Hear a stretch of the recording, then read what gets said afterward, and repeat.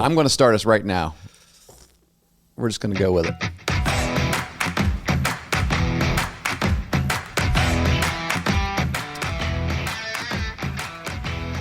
Welcome to the Coaching Life Podcast. I'm Pat Martin. I'm here in studio with my friend, Coach Stewart. We only missed 1 week, brother. Only missed 1 week. There's more to come, I promise. Baseball season started last week, and we told people we're going to keep doing this. Yeah. Right? We're going to keep doing it. We have the ambition, and we're here. We're here. This might miss, This is happening. So it was a rough week. I think we're not alone today, though. We are definitely, obviously and not. We can't hide our guests anymore. The big reveal. Yeah, we can't make a reveal because now everyone knows by watching the video that they see we are with. They see three people, and there's one of them is famous. That's true. That's true. Oh, Lukas. One's legit. Luke. This is by the way. This is Lukas Moore, good friend of ours. Been on the podcast. Good friend of ours. Now. That's right. And you are maybe the only guest that we've had on 3 times now. 3 times. This is your third time. But this is going to be the best of all 3, right? We had one. No one's been on 2 except Lukas. Well, that's probably. Well, the last few times it was just NFL talk and all those things, and I'm going to really try to avoid that today. Well, we did a little baseball coaching talk. You've got your junior high baseball coach shirt on there when you were living here in Athens as a journalism student and doing all kinds of stuff in the community with the radio broadcasting, and then you got involved with coaching in the Athens middle. Was it 7th grade or 8th grade? You did 2 years, didn't you? You did a couple. Yeah, I did. So I want to thank Chris Costable really because really it was the head coach at the time, Todd Newsom, right? Who I asked to be his analytics guy, and I say, hey, can I help with swings for the high school program?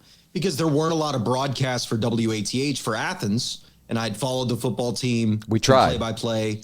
Yeah, we did some, right? We followed the basketball team and play-by-play. And I really felt like a big part of the Athens community. My relationships with Sam Smathers and Matt Frazee and everybody showing me around. And so I wanted a way to be involved for that spring season. So I spent a little time with Todd and working with the high school players. And then the 7th grade job comes open. They say, hey, do you want to coach that? You can run it, develop the next talent. And so I coached 7th, coached 8th, followed that group. We went 33-1 and won 2 championships and beat Logan in the final. And I'm sure all those people will remember that final. And I know they remember me, even if they say they don't, because that was some contentious baseball we played on that day, fellas. And so that. What year was this? So it was right before the pandemic. So it was spring of 2019 was the championship game against Logan. And this was 8th grade or 7th grade? So give me a couple names from because that team. I was going to say, these kids would be seniors now, right? Yeah, so Landon Wheatley. See, I like him. Oh, it was Landon. Oh, okay. No. They graduated last year then. They just graduated. Yeah, they just graduated. Luke Brandis was a name that I know made it through. Yep, good ball player. There's Tough, somebody that gritty. starts Levi. I know Levi Neal. I know somebody with a C that played first base that I remember his baseball game. Was not Jonathan Neese. That'd have been pretty awesome if you had him. But his little brother, was the Neese? Is he through yet? Is he through? Oh, he graduated 2 years ago. I don't remember. Jonathan Neese's little brother did? Oh. Listen, I've got the game changer. I could pull it up. We could go through all the stats. But I haven't looked at it. And I was just going to blame you for the troubles that I have with Athens this year. But that's right. I'll blame you for the troubles that we've had the last 2 years. Troubles. Listen to him. Hey, when I coach those kids, when I coach those kids, guys, I always dream big, and that's a huge part of my coaching, especially at the 7th, 8th grade level, because you never know what somebody can become at that age.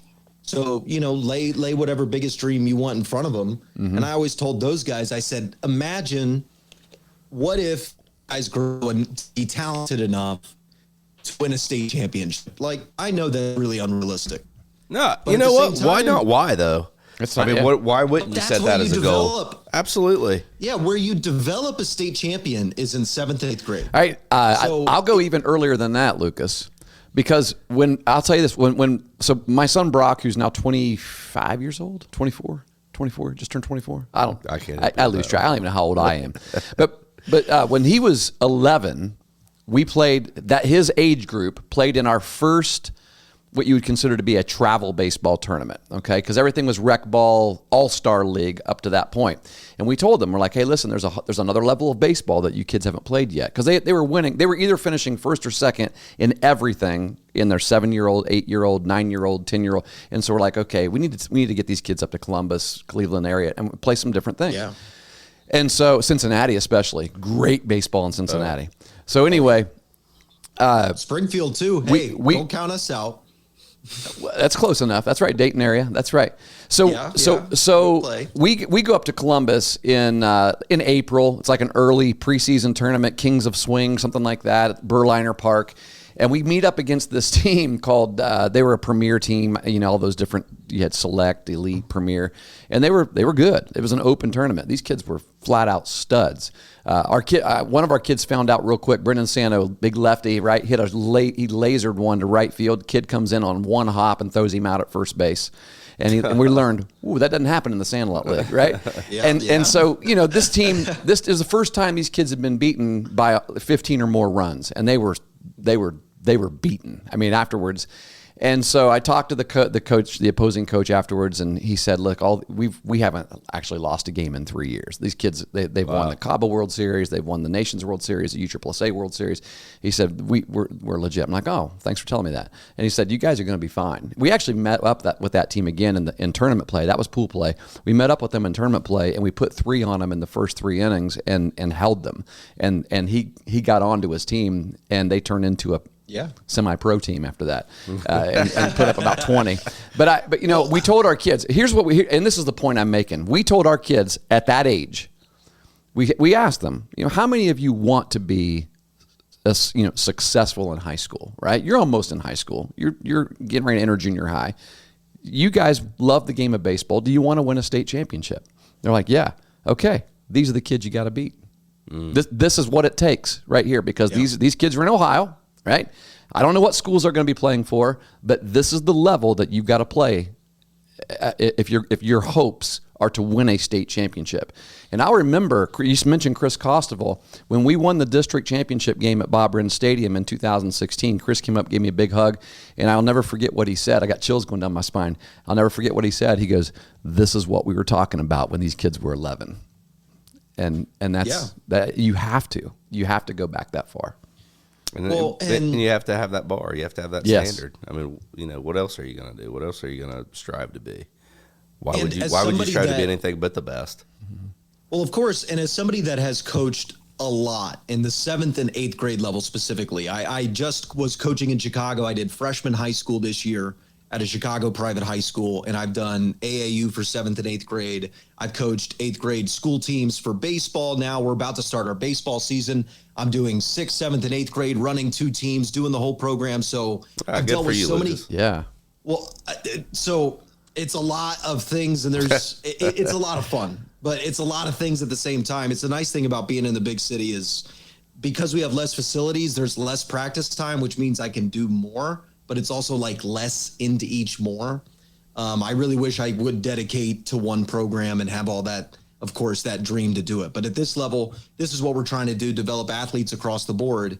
And the one thing I want to say about what you said, Chris, is they can really change their life in that little zone.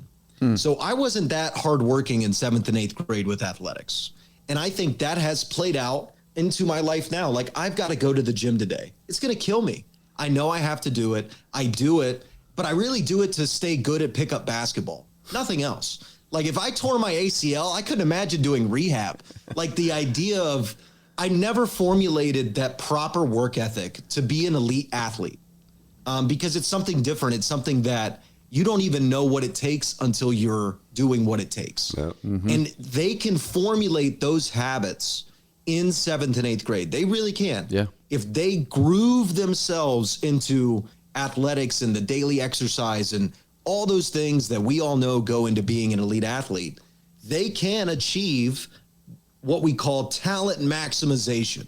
They will be the best version of the God-given or nature-given or whatever you think ability that they have. And if you do that, like, when I talked to Luke Brandis or I got a message from them, like Luke Brandis is one guy I know.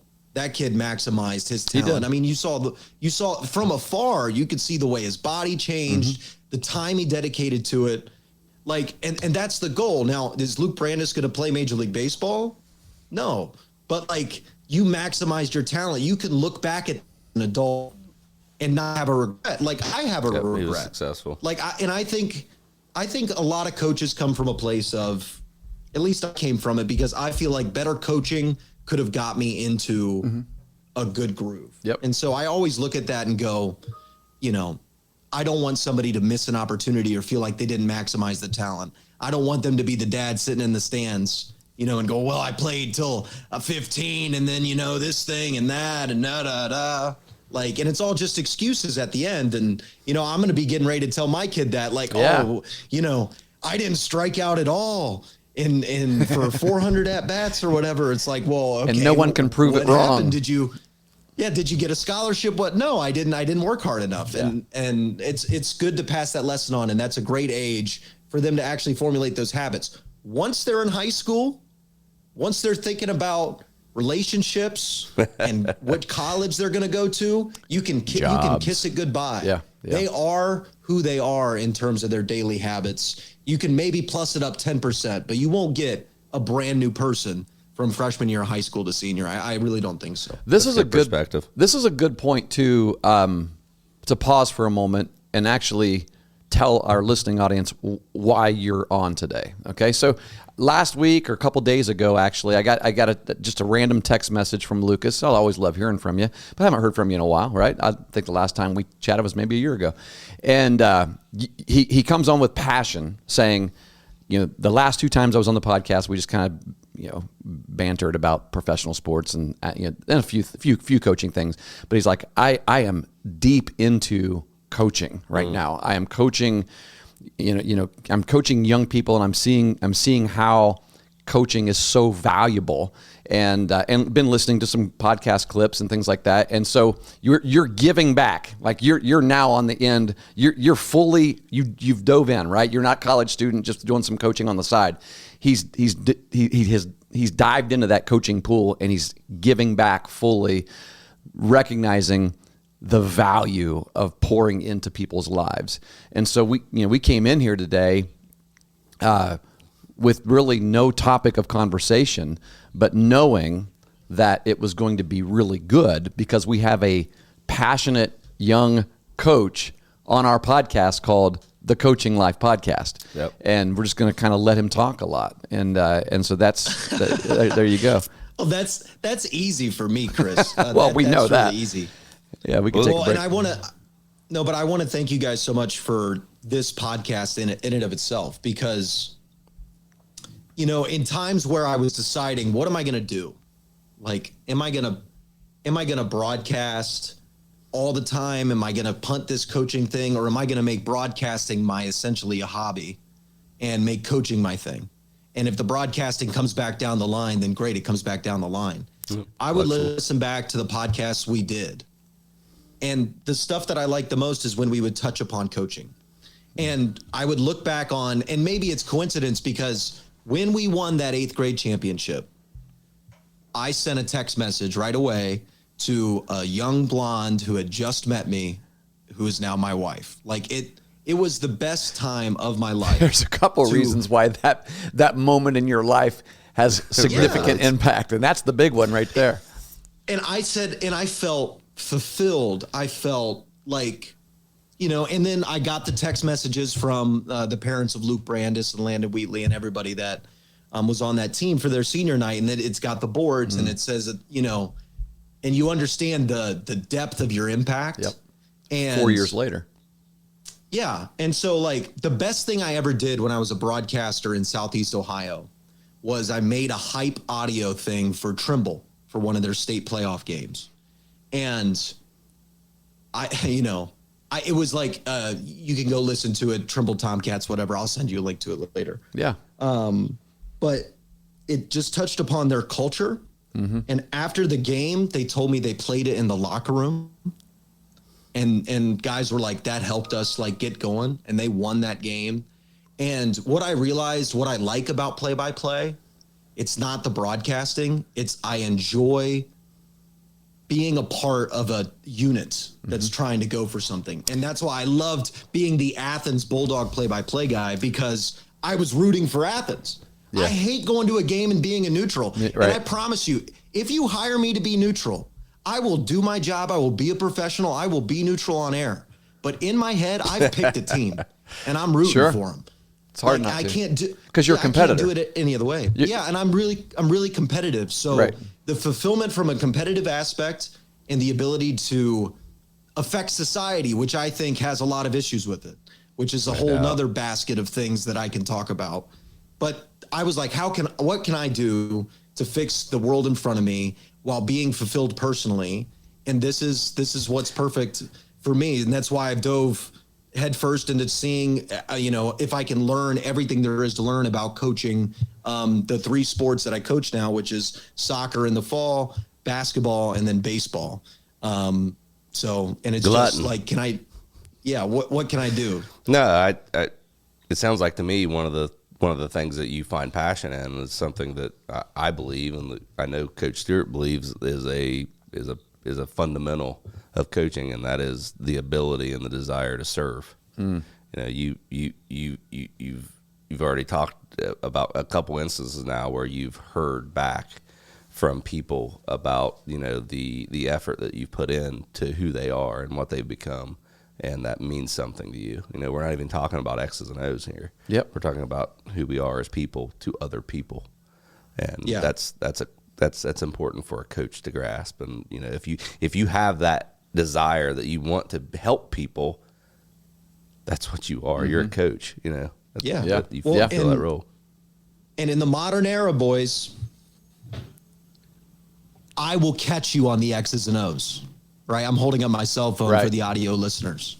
I will catch you on the X's and O's. That's a great point. So I'm going to worry about the people, right?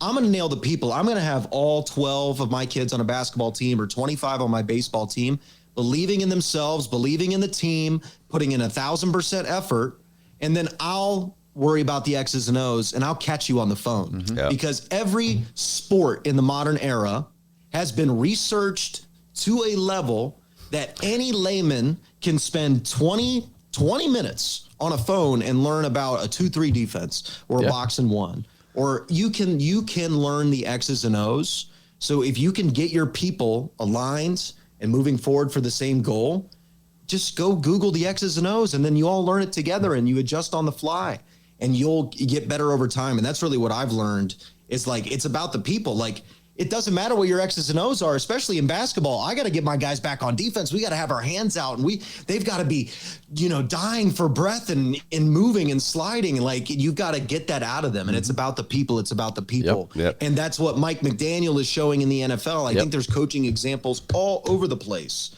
Now, Mike McDaniel's an X's and O's genius as well, but they all are. His special, you're going to be special skill set. He might be, but the gap isn't that big. Right. Yeah, but his skill set is Yes. getting these guys to buy in to his weird X's and O's. Yeah. Because all those jet motions and pop motions they do, the reason they work is because those guys sell those motions. Mm-hmm. They believe in them. They know it's going to get them open. And so you see that all over sports. Oh, it's all over the world. I mean, this might be sort of a lame example, but in the world of sales, for example, like we just bought 2 new vehicles this past year. And something that I've noticed, it's been a while since I bought a new vehicle, but you go to a car dealership anymore, they don't try to dicker you down. They know because you held up your phone, right? If I have my phone with me, I'd hold it up. And I had a salesman tell me, listen, there really is no more negotiation on price on a vehicle because you could look at the Carfax. Well, anybody who's smart, right? If they know they're talking to somebody that knows how to do some research, right? They're it's like you could find the same exact research we do. You have access to the same information we have, and so why would we try to tell you something that it's going to make us look like we're lying, right? And we don't want that. What do they try to do? So were going to be honest. And so the difference is customer service and making you comfortable, just letting you know, being very honest. They're just honest with you. Building relationships with you. Yeah, we got a coffee shop in our car dealership here. Here's a voucher. Go get yourself a coffee. Take as much time as you want. Would you like to take this for a spin? You want to drive it all weekend? You can. Just leave us your driver's license. Leave us something here. It's a whole different experience now, and it's more people focused than it is me getting mine focused. Well, and to get worldly, this is only going to increase because of the development of technology, the value of interpersonal connection, and the ability to look somebody in the eye and communicate something that is real, that is tangible. I don't know if you guys have seen this new AI Sora. Oh yeah, makes perfect video. So like video is going to get a little. You're going to feel like it's not real. We're going to yearn to be in. We're going to stop using video because I can't trust it, right? Exactly. Yeah. I can't trust that. Like, how can I know that that's not fake? I've got to go see it. Yep. So there's going to be a revolution of sorts of that. And the reason that I love sports is that I know no AI is ever going to be able to sit on a sideline and motivate a basketball team. Right. Like that. It doesn't work. They might be able to call balls and strikes. I know, that's why it's the most beautiful thing in the world, fellas. Well, they're going to be able to call balls and strikes because that is, don't get me started. That's pretty easy. Come on, fellas. In 2003, they had Eagle Eye on a big giant tennis court. We can't have a computer call balls and strikes. Instead, I got to watch Angel Hernandez ruin every 3 games and make me stop watching the sport. Yeah. Angel Hernandez, when I go to baseball games with Angel Hernandez behind the plate, I know it going in, and he will hear me from the 3rd deck. Angel. Oh, that was your voice I heard last year. But I think at Wrigley, I don't think that this is a good point. I don't think Angel Hernandez is a good umpire because he cares not about the people around him. He's not there to serve. He's not there. Yes. You know what I mean? But you know what? People do speak highly of him, though. His peer, not the players and coaches, but people like other people, the people that he interacts with, the people he interacts with on a regular basis. That he's serving with. I don't know. I can't see it because I feel like he treats the Why teams does he still like have a job? Yeah. Yeah, he's got to have some kind of. Yeah. Maybe he has dirt on the MLB. There you go. I think he's just it all enough already. I think he probably just hits enough of a benchmark throughout the course of a season. Well, I think what he does is I think he has really bad innings. You know what I mean? Yeah. I think. Well, and then he has a chip on his shoulder too, and that's when things get really bad. Like when you don't have a good inning, and then you take it out on someone else. I mean, let's be honest. Look at all professional sports and the officiating. And we're always asking this: how is the NFL officiating getting worse and worse and worse? I blame the rules committee, and it's the rules committee. Yeah, we're over governing these sports and creating ridiculous rules to make it impossible to officiate. And the simpler it is, the easier it is to officiate. Right. Yeah. So I don't know. Anybody that plays pickup basketball understands this. Yes. Anybody that does. Pickup baseball. Pick up anything. Sandlot baseball because you're calling them on your own, right? No blood, no foul, right? Exactly. And in pickup, like one guy, he fouled me by jumping through me to get a rebound. And I got knocked over and I swore a little bit, excuse me, and was like, he got the rebound and he was like, well, you want the foul? I said, no, I got to be better than that. It's pickup. I need to box you out. Like really what I wanted. So he knew he fouled. Heck yeah, I want the foul. Was like, no, he's like, I don't think it was a foul. And I was like, whatever, let's just keep playing. I don't want to call that foul. It's an unfair foul to call. Like, I want to box him out better and I want to spill him to the floor if he tries to jump over me. Like that's what needs to happen. Like, right. But I prefer there's spirit of the rule and letter of the rule. And I think basketball is the biggest sport where we deal with that. The way I deal with officials, especially I have taller players. I've had a few taller players and they get hacked so often. And I have to remind them, hey, this is a 13-year-old. Like, you're not in the NBA trying to legislate Shaq and keep things interesting. Yep. This kid needs to learn proper technique. And if you don't give him these foul calls, a guy that should just go straight up all of a sudden is going to be this fadeaway, fearful player because he gets hacked on the arms and gets no reward for it. Yeah, or bigger, stronger kids in general go through that. Yeah. And they get fouls called against them a lot that really shouldn't be called a foul too. Yeah. Well, and it's just about reminding them. I don't know. With officials, I really appreciate every single official in this country at the youth level right now. We need them. We need every single one to keep doing it. They need to make more money. They need to have a higher percentage of things. They need to feel more responsibility to them. We need to restore the honor in being an official, and that starts with coaches and parents and players. If we can restore the respect of officials from our end, and at least respect the fact that they're putting the uniform on, right? Mm-hmm. And then you're right. We can rebuild who gets into it, because right now you get guys that get into it that are really smart. I've convinced guys like that play with me at the Y, really smart guys. He's like, oh, I'm going to get into it. I said, yeah, do it. It's great. Well, 3 months later, he comes to me. Yeah, I got into an argument with like 3 parents. I'm done. He's a smart guy. So that's why we've got an 82-year-old official that can't keep up with the action, that's still hanging around and doing it. Or we got a bunch of people that just do it for the money. Because we don't have anybody else. Yeah. I had to umpire my own baseball game last year, fellas. We are in a city with 3 million people. Wow. Yeah, I had to go down and umpire my own team's game. Right. And I looked at my fellow, not a scrimmage. scrimmage. My players. I said, listen, fellas, do not take with 2 strikes. I'm ringing you up. I got the other team was like, awesome. Team looking at the opposing coach is umpiring. Yeah, like, hey, dude, don't think that me umpiring is a good thing. It's probably a bad thing for you, to be honest, because I'm worried more about that other team not feeling like we're cheating them. Yeah. So what are you coaching? Right, like you mentioned soccer, basketball, and baseball. What's your favorite season, and what are the ages that you're coaching? I'm right now. What I'm in the midst of is AAU basketball in Chicago on the north side. I work for Play Hard Hoops, the Play Hard Warriors. I coach their 7th grade team. We actually won the division we were in. Oh, there you go. Had to get right.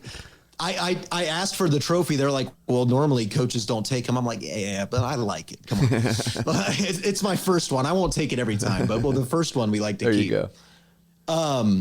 But we had to get moved up a division because all our kids developed, and my 2 tallest kids grew 2 inches during the season and started doing push-ups. So, I mean, we got moved up because the last weekend we played, it was 8 a.m.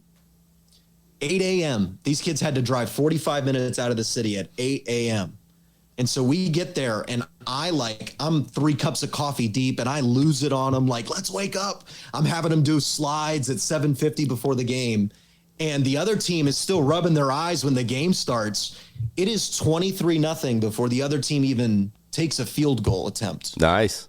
So after that, they're like, hey, you got to move up a division. So now we're dealing with the challenge of, and Chris, you mentioned this earlier, we played a number 1 seed. We got beat by 15, and they're sprinting up and down the court, and our guys are like, oh my gosh, what is this? And so, our task right now is to prepare for that, because we missed 16 free throws. We have an opportunity to potentially pull an upset against this number 1 seed. So I'm focused on that. And then after that, we move into baseball season, and a little bit of, I might be coaching some clinics. And that's the great thing about the city, is there's so many places to go to try to freelance my services out. So you're living in town? Is this urban, these are urban settings that you're coaching in? Yes. So, I mean, for your listeners in Ohio, it's so drastically different, the things that I'm dealing with, and the scheduling and the seriousness and all those things. I live about 2 blocks from Wrigley Field, near Wrigleyville, in a small apartment. We're not doing that well. Has to be. Yeah. Of course, it's a Listen, nice I remember area. going to my first game in Wrigley, and April and I made the mistake of driving there, and there's no place to park. You're parking. We parked in a Taco Bell parking lot, and they jammed us in there like sardines. The people beside, like we had to wait for the people to get out of their car beside us, because they parked our car as close as we could possibly get to the door of that car, and April had to slide out my side. You mean you had people parking attendants telling you to park in a Taco Bell parking lot? I kid you not. I know the Taco Bell. Yeah. They jam pack you in these in every parking lot that you can imagine, and then during the game you keep getting these reminders. You have to have your car out of that lot within an hour after the end of the game, or it's going to be towed, because you can't get out until the person in front of you and beside you. You can't even get in your car. Is Taco Bell open at the time?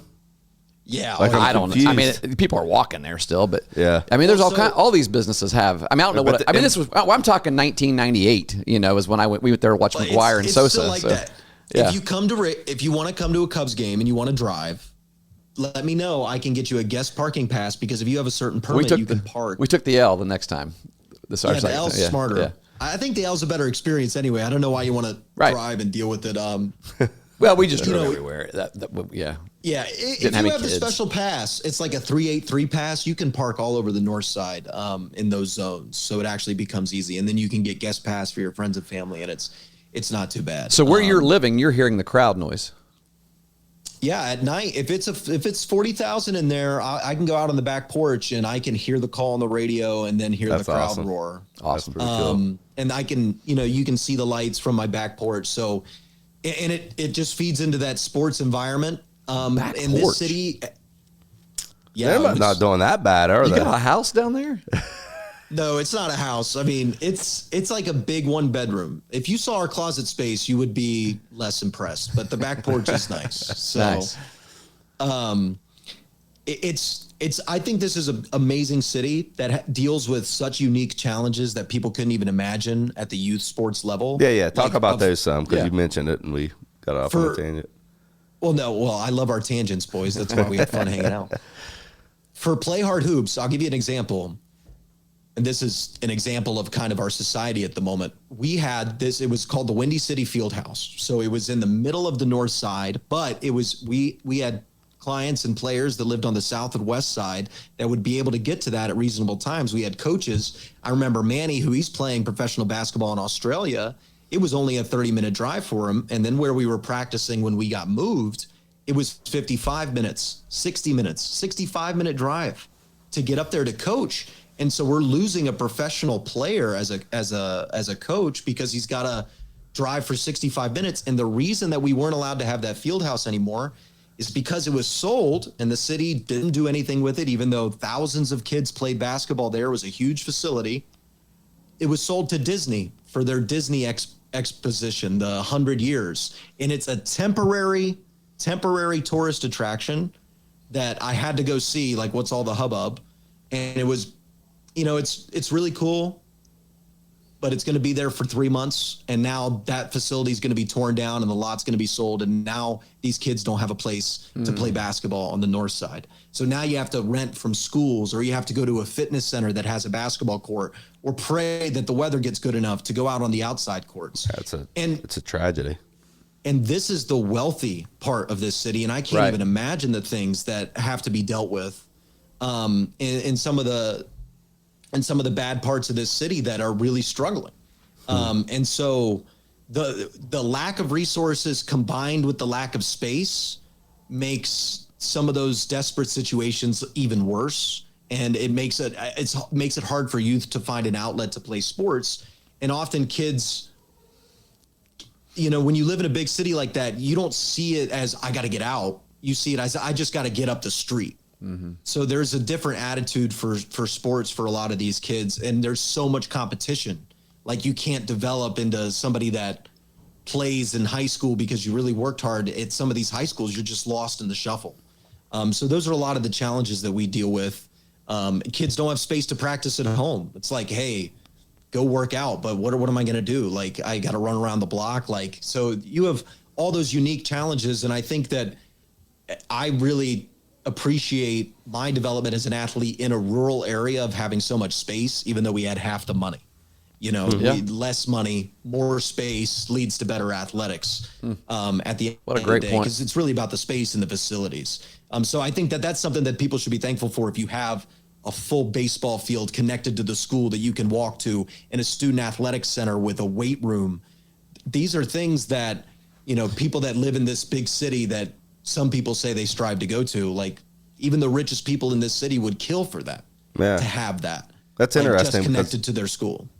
I would say kids, people, families in this area use that as an excuse. Sure. We live in. We don't have the resources. Yeah, we don't have the resources, and they you think of a city being able to have that, having the convenience of.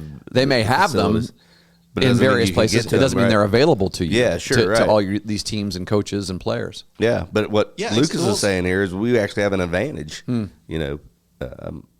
in a small area, and so kids should grasp that. People should grasp that. I mean, there's obviously more advantages of that than that, but that's a different way to look at things there. Sorry, Lucas, go ahead.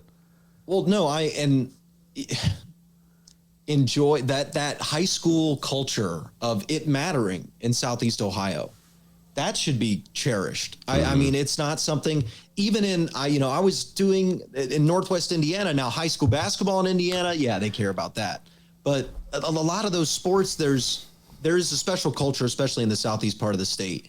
And that is a unique experience for high school kids to have that you're not going to get everywhere. Yeah, it really is. I don't know if you've heard this, and we could talk about this on a different episode, but West Virginia is currently trying to pass a bill in their Senate that's going to allow kids to play on travel sports teams and high school teams simultaneously.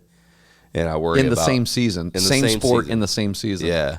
And I worry about what that's going to do to what we're referencing, the majesty that is the experience of high school sports. Well, yeah. How that's going to play out. But I just bring that up because there is something special. We will talk. We'll dedicate an episode to talk about that. Sure. But there is something special about playing with your friends in your hometown for your school. Sure. It's something that you can't replicate, really. Well, without a doubt, I say this to every team I coach. There is no greater pleasure in life than being a part of a unit achieving a goal.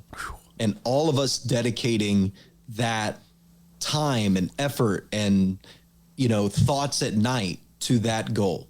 And when you're a part of a team that actually does achieve that, you will remember that team for the rest of your life. No matter if you're the coach, the player, whatever, you will remember that team for the rest of your life. And I just came to the realization that I want to be on as many of those teams as possible. There you go. Whether as a broadcaster or a coach or an analytics whatever guy, your role is. Yeah, exactly. Yeah. I want to play a role in being on a team that is striving for something, because there's no greater moment than you've played all season or broadcasted all season or coached all season. And there you are in the big game, the penultimate game, and the national anthem's playing, and you're prepared, and you're like, that moment of what you're about to do, win or lose, it's the greatest pleasure we have. It's the pleasure of society. Like, forget the iPhone. In the 1700s and the French Revolution, and you go through all of history and ancient Egypt, nobody had sports like we do. And so people that love it, that understand that energy and passion that comes from it and the pleasure of playing it, like that's why I pursue sports, because I think it's the greatest pleasure society has ever produced us. Nothing compares. It's the best thing modern society has. We need that for human experience. We need that as a short clip. Oh, it'll be. I want to be. There's where AI will be. This is where AI comes in handy. The Riverside AI Magic Clips finds the best 1 minute, 1.5 minute long rants that we do and pulls those out for us to post on TikTok. So even if AI doesn't find it, I'll find it. We'll get it. That's good. That's really good stuff. Really. That's an awesome thing. I mean, there's nothing more pleasurable in life than being part of a unit trying to achieve a goal together. It's the whole reason why Navy SEALs come back home after they've gone on a mission, and their wives are devastated because my husband acts like he wants to be back over there. Well, he does, because as pleasurable as it is to have a family and to be here, that's what there's something there is. I'm not comparing what the Navy SEALs do to what our teams do, because the reason why he feels that way toward his wife is because there's no greater accomplishment that anybody can achieve with a unit than what those guys achieve, right? Of course. We're talking life and death, conquering things for entire countries, but that's the big example of all of our little examples that we have, that we understand as coaches and members of teams. Well, and the truth is probably that when those men are away and doing what they're doing with the Navy SEALs, they're putting every moment of every day into that relationship, into that, what they're doing within that unit and what can they do for that unit. And it's kind of sad to say, but it's definitely the truth. I don't know, you can't deny it, that we don't do that enough as husbands. We don't do that enough as wives, as fathers and mothers. We don't put that much, but that's another reason why we love it, because we can learn so much from sports. We can learn so much from those experiences. When your family has purpose and you accomplish something together, though, those are the memories that you make, right? Yeah, absolutely. Yeah. That's what I was going to say, is that what Jess and I really try to do is we've always done this, and it's because we moved to Chicago at such a young age and we were forced to do it. And then there was a pandemic and we were forced to do it, is we always have like, okay, what are we doing in 6 months? What are we doing in a year? What are we doing? And it's more of, there is a romantic side of our relationship, but then there is certainly a business side of, okay, we are trying to live in one of the biggest cities in the world and not be homeless. Okay, what do we need to do that? And be safe and be in a safe area. And that helps our relationship, because I see it, especially as a sport person, as I have my role in our family unit. And so if I'm working less because we're in an off-season period, then I need to, okay, my role's shifted. Now I have to do these things more or complain about them less. I don't know if I clean more. I just complain about them less, especially if I'm, if I don't have practice all day and I'm just, she's like, you didn't work all day. It's like, well, I was making practice plans and I was reading a book and doing all these things that matter and building a program. And, it's funny you say that. I don't have to go to the office. Yeah.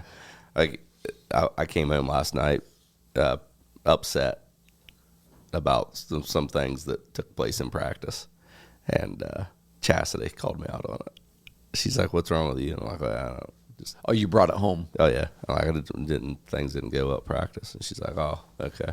Well, you don't need to treat me a certain way because things didn't go well at practice." I'm like, yeah, you're good right. reminder. You're right. So my attitude changed, and I shifted back to that role of you got to take that hat off for a minute, for a little bit, absolutely. Yeah. And then I put it back on 15 minutes later and started practicing after she went to sleep. Yeah, that's right. But I can't, Phyllis. The reason especially recently, I know that this is something that I want to keep pursuing, is I will sit there, try to play a video game at night, my de-stress time, and I'm like playing FIFA, and I'm like trying to pass, and my brain will go like, well, what if we put Alex in the post and then flash him by after a pass to the wing? You're drawing plays there in the video game. And I'm drawing like plays, and I'm like, what if I'm going to find the roles like this, and then I'm down 1-0. I'm like, oh my God, I got to focus on this. So, but I think that is, I enjoy that so much. That's why we got an opportunity to move up in a league and we lost. We lost. We finally, all those flaws that I'd been pointing out that we hadn't had exposed because the talent wasn't good enough on the other side. They finally get exposed. And it's a moment as a coach to say, okay, you have the ability, but you didn't have the discipline. So now believe in me to give you the discipline and allow your ability to flourish. You need that balance, so sometimes as a coach, I hate to say this to players, and I don't know I think in basketball more than baseball, because baseball's a lot about individual rhythm, but in basketball sometimes it's such a long season. We have so many games. We have goals at the end of the season. A game is going bad because they are not listening to the advice I'm giving them. And as a coach, you almost sit there and go, well, you know what? I kind of hope that this game keeps going. I hope they don't get rewarded for bad behavior. Yeah. You're seeking out a learning opportunity is what you're doing. Yeah. You're seeking out a learning opportunity as a coach, especially when you're in the throes of a longer season. And I think that that's important too, of understanding what your long-term goals are and not getting so tied up, and so will I leave a kid in that I believe in can develop down the road that maybe isn't ready right now a little longer than he should be in, and maybe cost us a game for down the road? Yes. And I've done that many times before. And most of the time, those kids reward me by becoming much better players. And especially with the age we're dealing with, again, when in 7th grade, buddy, you don't know who's 6'5". You don't know. So you better bet on all those kids, because what you don't want to do is go meet an 18-year-old that you gave up on and he's 6'7". Oh, yeah. Right. Hey, I told you that you should stop playing basketball. Well, if you would have just kept working on it, you would have actually been, borderline college player. So, I'm ranting and raving, and this is what my wife does, and this is why I got to work on not bringing it home. Because this profession is something that people need to take another look at across the board. Sure. There's so many more people that can be coaches. And I think I say this to a lot of my broadcasting friends. They need to use their knowledge, all of this time and energy they have spent in learning these sports and talking to these coaches. There is no reason why we shouldn't, as broadcasters, at least provide a 7th and 8th grader with that basic knowledge, because I promise you, fellas, you're going to go out into the community and you're going to find there's not a lot of great coaches.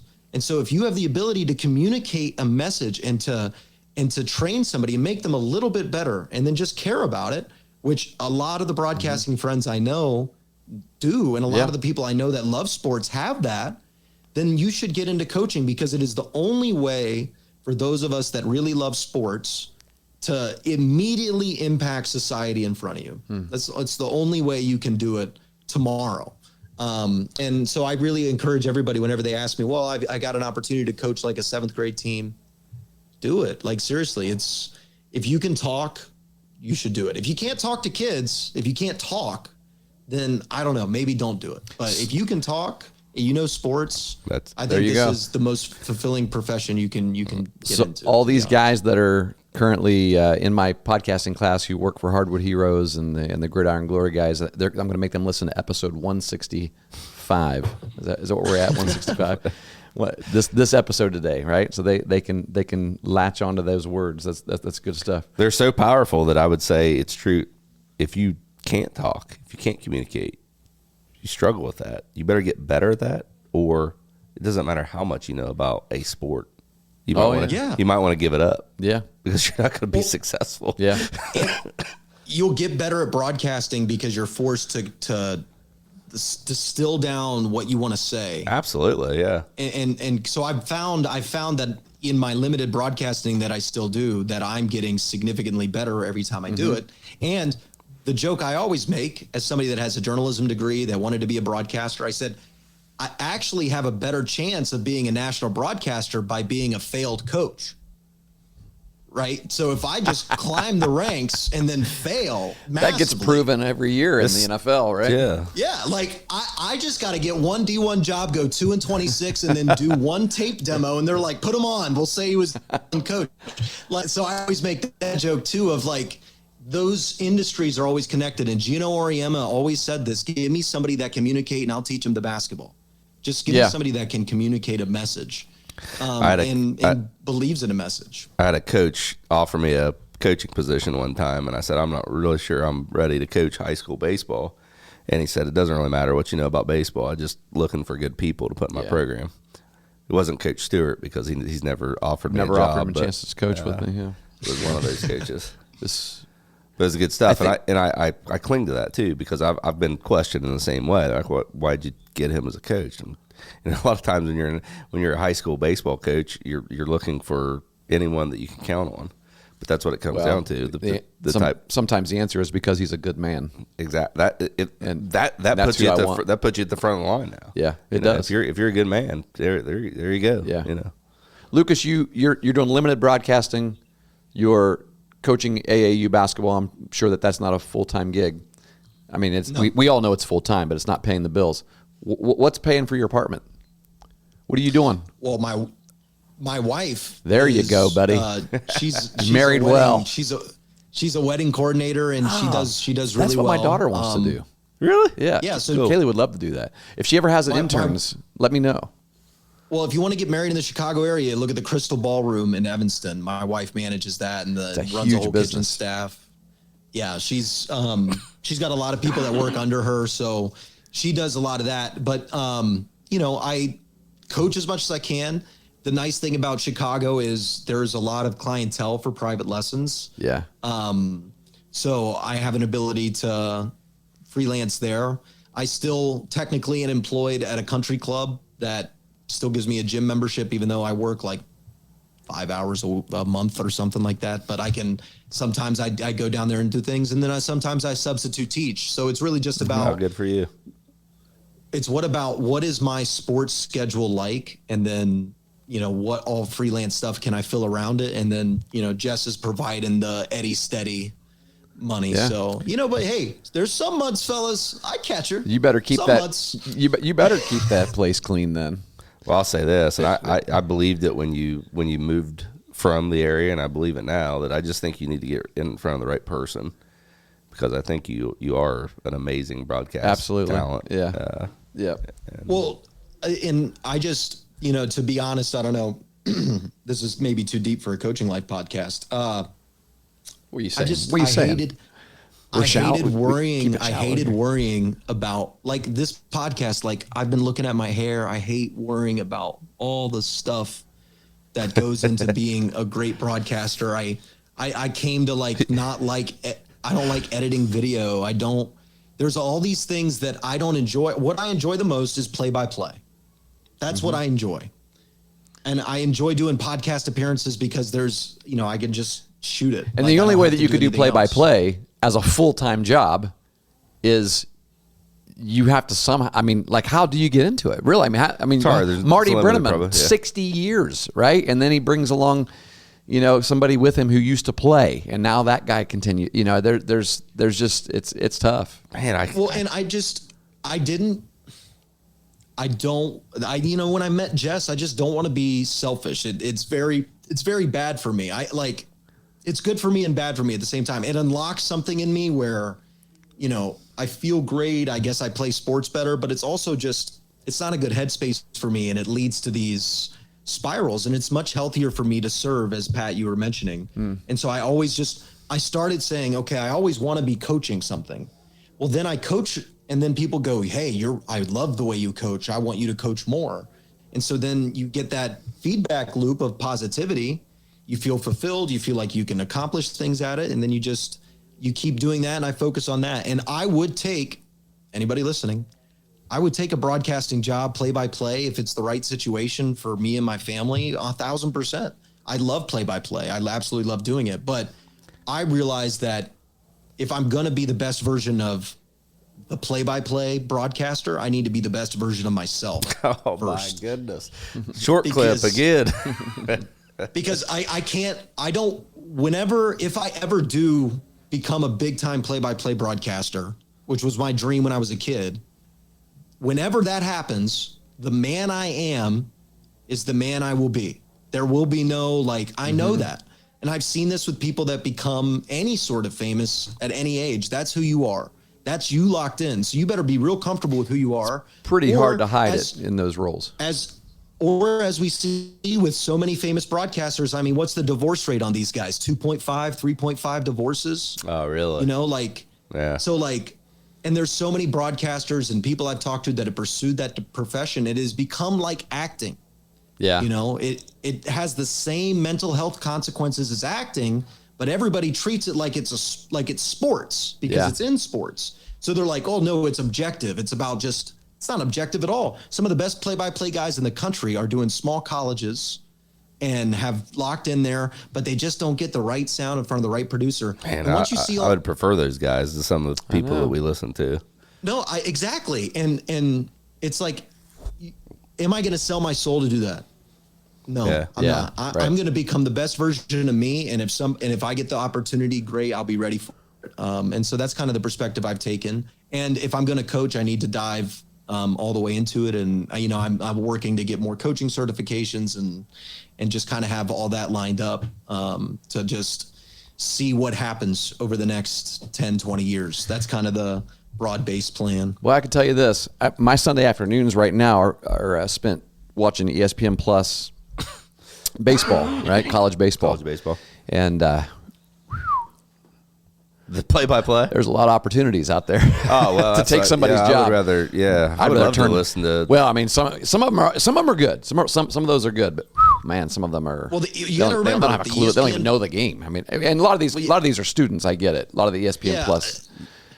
It's not even students, but then if it's a professional, it's $125, $150 a game. Yep. Maybe. Yep. So it's like, you have to, if there are young broadcasters out there, especially with AI development and all those things, you have to have something else that you're comfortable doing. Something that you can make money doing that can be adjacent to, if sales kills you, you better get into coaching, or you better find something that can provide the bills. Otherwise, that's what you're going to end up into. My younger brother took a very similar path as you, Lucas. I mean, he found out the same way. He was a broadcast student. He actually he went to Ohio University, but when we were living in St. Louis, he came out there thinking, knowing those opportunities would be better there than here in Southeast Ohio for that profession. And ended up getting more education there at a broadcasting school. While he was in there, he got some internship opportunities, and then worked for North County News behind, had a little television show where they did like a local cops show or whatever. But then he would go down and cover the Cardinals some as well, and that's how I got in the locker room back with McGuire, and that was pretty sweet. Yeah, nice. Got some cool stories there. But he came to a point where he's like, he was coaching as well, loved coaching, and he came to a point where he's like, I can't pay the bills. Like this isn't. He's like, the gap between the haves and the have-nots is so wide in this profession. Yeah. And he said, do I want to just keep doing local radio play-by-play all the time? So here's what he did. He went back, got another degree, became a teacher. Now he's coaching, teaching. Now he's working as an athletic director as well, but he's still broadcasting. He's still, what's he do? What is it? Zanesville's, I think, WHIZ. It's he does. There's some league up there in the. Is it the? They have the TV broadcast for football games and basketball games, and he's every week he's doing a broadcast. I didn't know that. Yeah, that's pretty cool. Well, and another thing I'll say is you better enjoy broadcasting so much that you can, this is what I say about high school football, because I still do high school football. In the fall on Fridays, I don't have anything to do, and I make sure I don't have anything to do because I love high school football. I don't care where it's at. I'm going to do it. You're actually doing Friday games in Chicago? Like they have night games? Northwest Indiana. So it's right over. So it's a 45 I lived in St. Louis. All the high school games were Saturday morning. Really? Yeah, there's 50 people there at these big Division I schools, and because they didn't have night games very much. There's one big high school down the road from me, Lane Tech, that has a really nice football stadium in the city. But other than that, there's not a lot of great facilities for football. So it's a lot of that in Chicago. But in Northwest Indiana, it's suburban. So it's a lot of these big schools and big stadiums.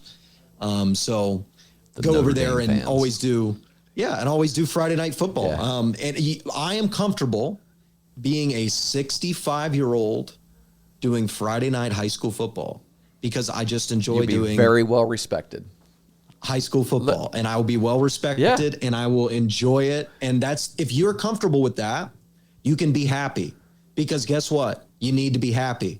It needs to be happiness first, because if you get fame without happiness, you just find sadness at the end of the day. And there are millions of examples of famous people that have shown us this, toxic curse that comes with the pursuit of fame. You need to be happy. And most of the people that are happy when they're famous, I think Taylor Swift is a great example to be topical. That girl was just always writing songs. That's what she loved to do. She wrote songs. That songwriting then launched her into a famous platform, and she seems to be one of the more stable superstars. Able to handle it. I think. But then you look at somebody like Miley Cyrus, who her dad was famous, so there was already an expectation to do it. And then you get into a kids TV show, the pursuit of fame can lead to, and I think Miley would say that as Disney. Well. Yeah, I mean, exactly. You can look at examples all over life. You need to worry about being happy. That's what my advice to anybody that's younger than me. You need to worry about being happy. Don't turn down happiness for pursuit of fame. Now, pursuit of career, money, I understand that, but do you think that is a big in the broadcast journalism industry? Is that something that's in people's mind? Like these students that are walking around these halls right now, are they thinking fame? Is that a goal? Is that the goal, to be famous? Because as an athlete, if you're thinking I want to be a professional athlete, my first goal isn't I want to be famous. It's I just want to get to the highest level I can because I love it. Well, right? Nobody's ever going to say I want to be famous, but what's the easiest way to get on TV? It's to be a meteorologist. It's to be at a local anchor. I guarantee you, Joe Burrow does not want to be famous. I guarantee it. That's why he doesn't do any commercials. He didn't care. I don't want to cast all broadcasting, but I think that is 100% a part of it. I think that is 100% a part of it, especially when you're 18. Now, I think that everybody gets into it and then you find your own reasons for loving it. And that's why a lot of kids that go to Scripps, they switch to PR, right? Yeah. That's not a pursuit of fame going into public relations. Right. It's an understanding of, oh, I actually enjoy this communication. I want to make money at it. And I want to focus on my happiness. That's why people pick PR. Well, look who's making the money in your family. Your wife, you probably graduated with a communication studies major with a minor in marketing or entrepreneurship or something like that. But that's what, like, our communication studies students are learning how to do what she is doing right now. Well, without a doubt, when I want to flex on my wife. There you go. She does not have a college. She started working out of high school. That's even better. Seriously.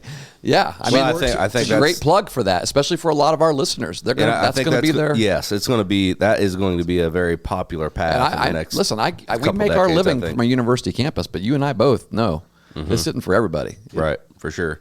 I think society in general is shifting that way a little bit as well. I mean, for a number of reasons, but you're seeing a lot more success stories of people doing that. So, but good for her.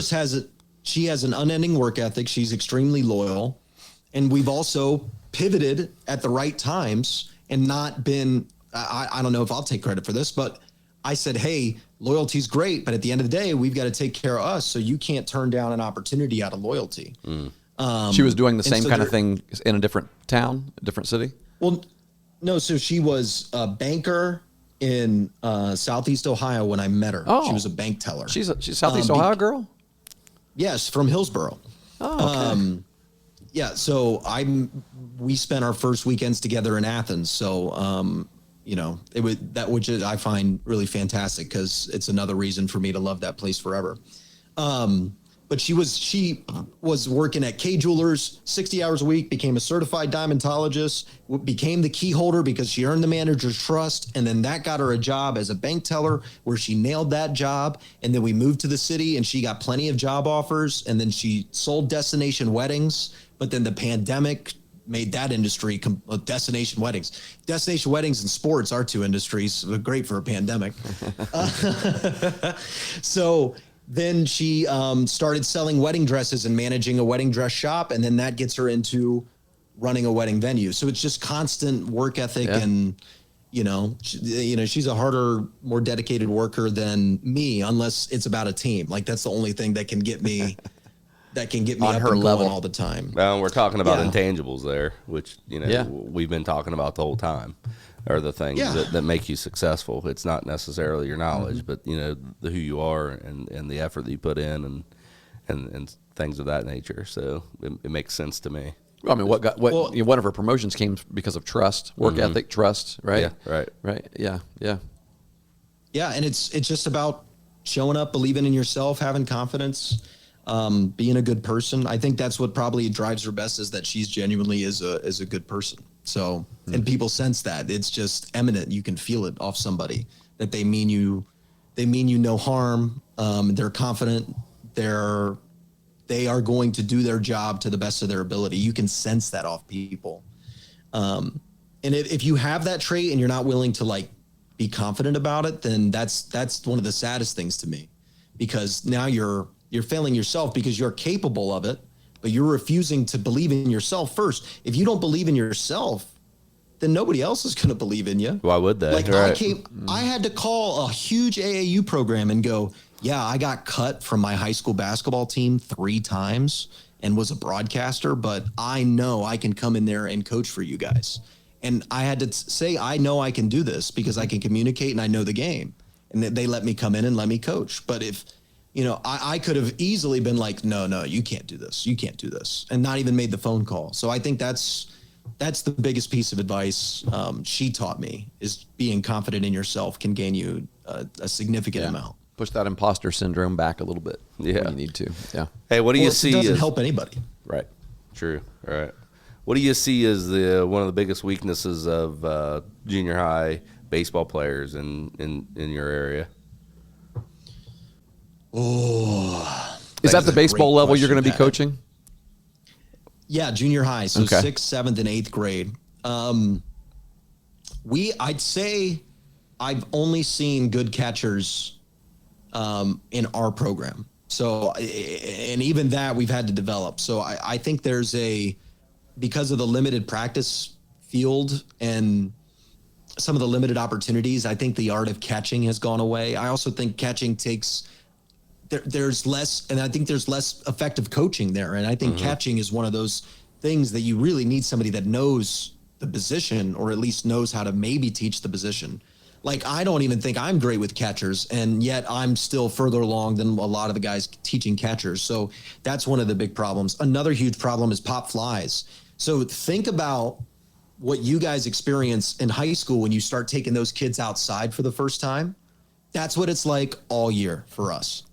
Like, you got to find creative solutions, because these kids almost never see fly balls, because the ones that do spend resources on baseball training, they're just going to cages. Now, these cages got exit velo on the wall and all these great things, but they don't have a ceiling, or they have a ceiling. Yeah. They do have a ceiling. And kids in the city, so think about the advantage you have if you're in a rural area. You go on the backyard with your ball and glove, and you can just take the baseball and you chuck it sky high, and then you get under it and you catch it. Oh, if they would just do that.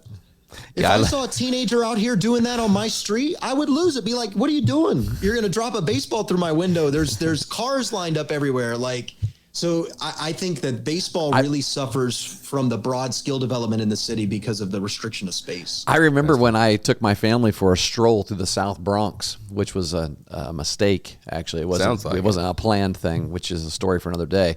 But what I remember about it was there were signs all over these buildings that said "No baseball, no baseball, no baseball." I'll be darned. Yeah, and it was intriguing to me. And then I had somebody explain to me, well, think about it.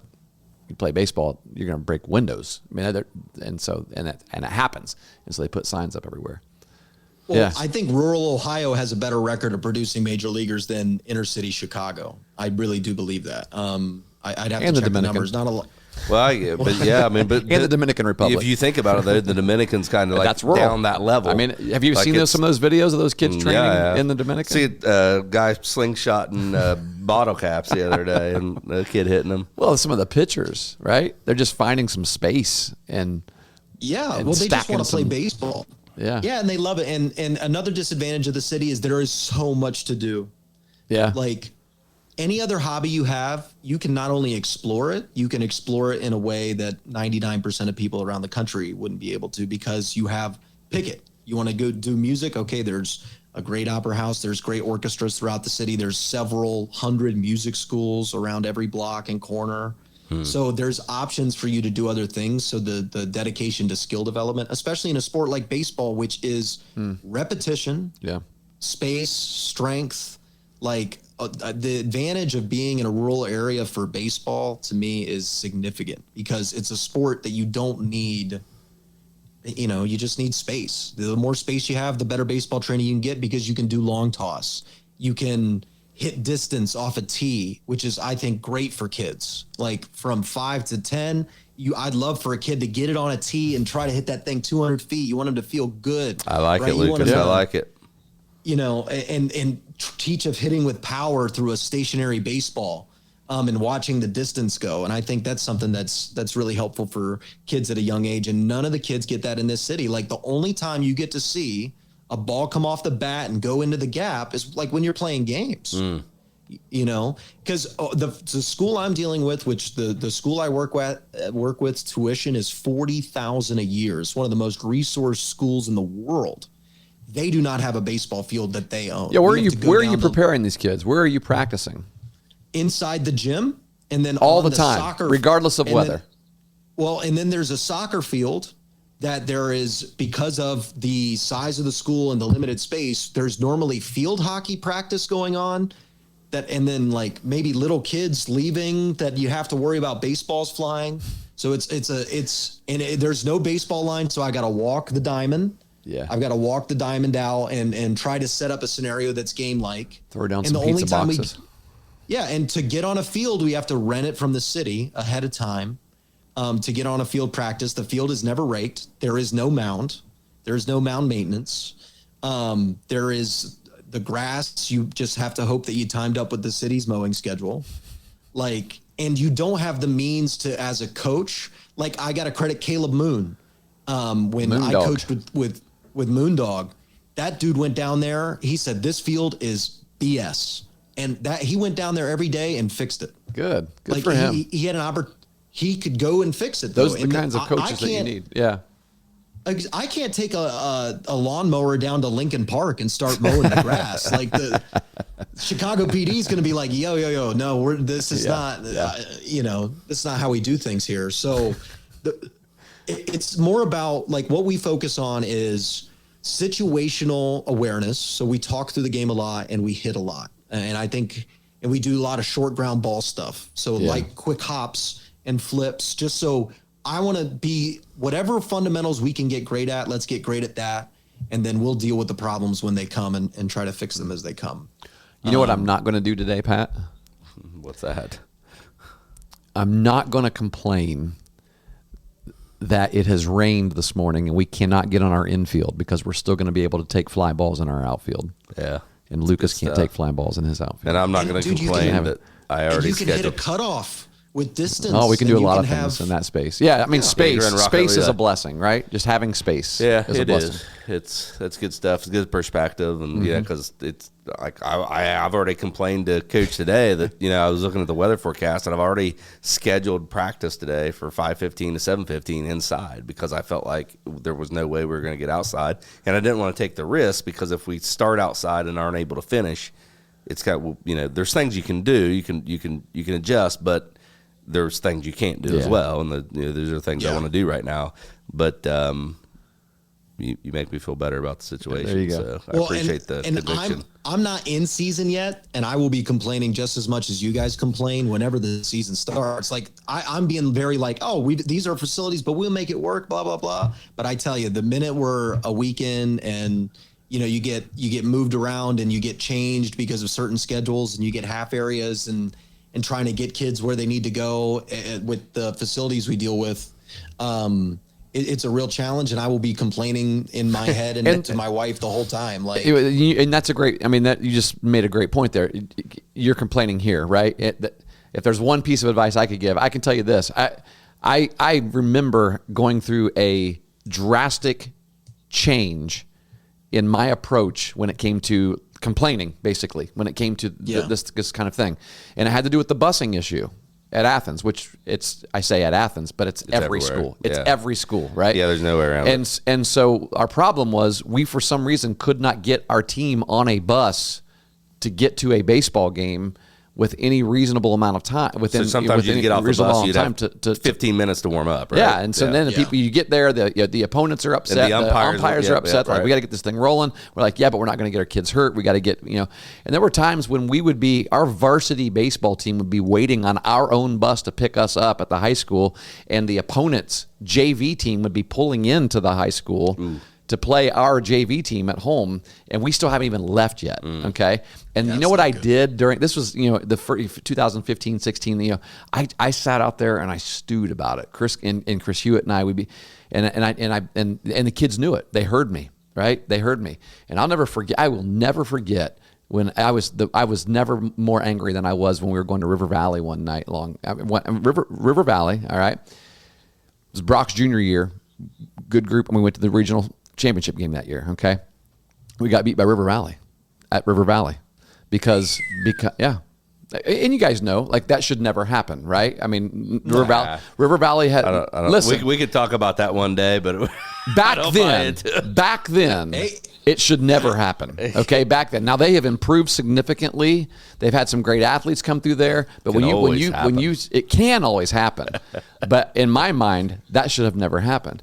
And that's how you prepare. Part of the problem was our kids were not there mentally. They were distracted. They were distracted because I spent way too much time complaining about the bus. They knew I was angry about it. When we got off, I knew we were going to have a contentious moment with their coach, with the umpires, and we did. And the kids heard that, and they went out, and I was yelling at them to hurry up and get loose and all this, and it just wasn't good, right? And so now there are still things to complain about. There are still things that make that heart rate go up, but I just keep it to myself. And complain right here. No BCEs, right? There you go. Yeah, and let me give credit to River Valley. we went 33-1. Caleb Moon, Sammy Morales, and I at Athens, 7th and 8th grade. The one was River Valley. There you go. The one was River Valley. Yeah. Also, the only game my dad went to, and the only game I got ejected in, all at the same time. Well, honestly, too, you're talking about. I mean, here in the last few, in the last few years, they've had. They broke a school record 2 years ago. Yeah, they have some talent right now. For sure. And that would have been the kids that you got beat by. Yeah. No, yeah, they had great pitchers, and then one time we had to play them. I had to run a stall on one of their pitchers, and you guys know Rudy Schultz. Rudy Schultz came up to me after the game and went, "That is one of the smartest things I've ever seen." And I'm like, "Rudy, I just had the kids call time a few times. Like, it's not exactly genius baseball, but all those memories are so fun, and that's again to circle around why we love team sports. That's why, because 5 years later, I remember those games and the moments. And Caden Hewitt was the name I was trying to remember earlier, I believe. Caden graduated last year. Because Caden picked the ball at first base against Logan. I'll remember that forever because we had just been working on it all week.